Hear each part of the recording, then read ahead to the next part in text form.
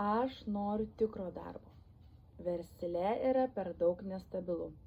Man reikia stabilumo ir stabilių pajamų. Galbūt tu esi apie tai galvojęs anksčiau arba galvoji dabar. Aš esu susidūrusi su ne vienu žmogumi, kuris bijo pradėti verslą, nes yra įsitikinęs, kad samdomas darbas yra daug stabiliau. Tiesą sakant, visur būna.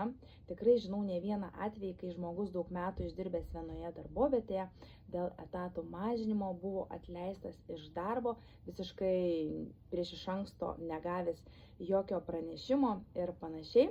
Dėl to samdomame darbe tu taip pat gali būti atleistas, vadinasi, tai irgi nėra labai stabilu.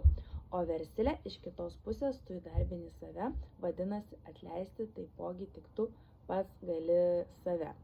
Taip, kad jeigu tu norėtum sužinoti daugiau apie verslą iš namų, parašyk man, aš tau papasakosiu, nuo ko gali pradėti kurti savo verslą ir kurti savo pajamas.